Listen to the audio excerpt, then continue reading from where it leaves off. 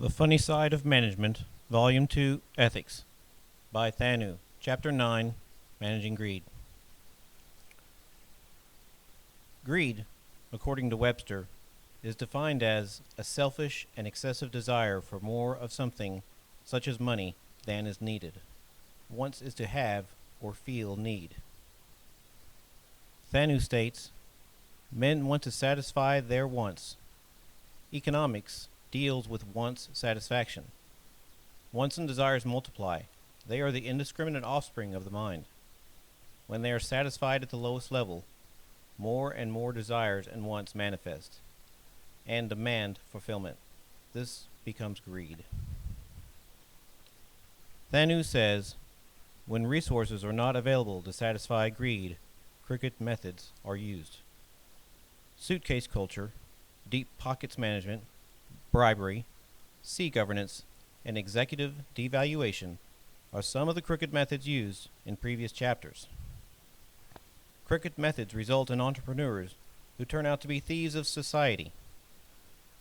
When the tendency to satisfy greed becomes predominant, entrepreneurs adopt all means of fair and foul to muster resources. But resources cost money. Excessive borrowing is another method to acquire the resources needed. As each domino falls, the road to recovery becomes farther away. Once businesses begin borrowing money they can't repay, a chain reaction begins. The chain reaction. First, as excessive borrowing runs out of control and revenue cannot keep up with payments, loans become difficult to repay. If additional revenue cannot be generated, loans begin to go into default. This causes the banking system to fail. As loans go unpaid, banks run out of their revenue source. Expenses exceed revenue, and they are forced to shut down. As the banking system fails, the share markets suffer and crash. Prices for goods and services fall below levels that cannot be maintained. Factories close because they are no longer profitable. This leads to a rise in unemployment and economic misery. With factories mothballed, workers go without jobs. Businesses that relied on those workers also fail, and the chain reaction is amplified. Unemployment combined with failing markets and banks leads to an economic meltdown. Thanu states, recent global meltdown has its origins in human greed.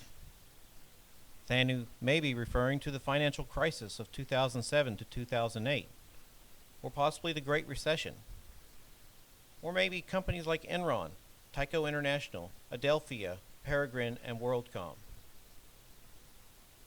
Thanu states, greed is the lone culprit.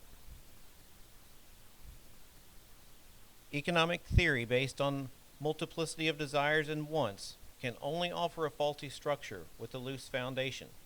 This is not an economic system that is built to last. What are the priorities for human existence?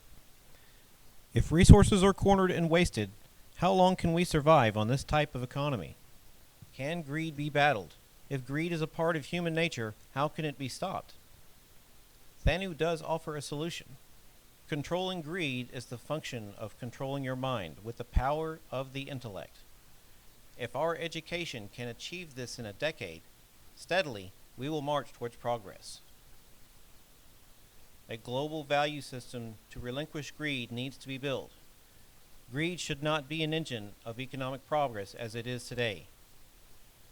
If it could be reduced or eliminated, the economy would move towards a more stable environment and avoid future meltdowns.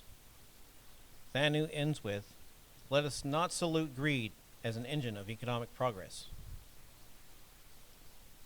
This chapter is only 2 pages long, but Thanu is clear that greed at any level of business will eventually lead to failure.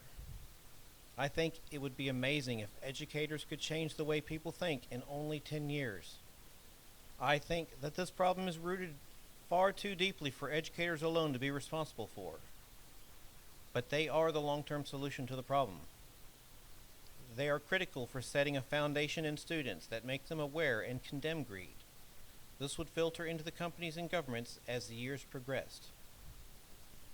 Governments, businesses, and educators, and all people need a global value system in place, a system that could eliminate greed.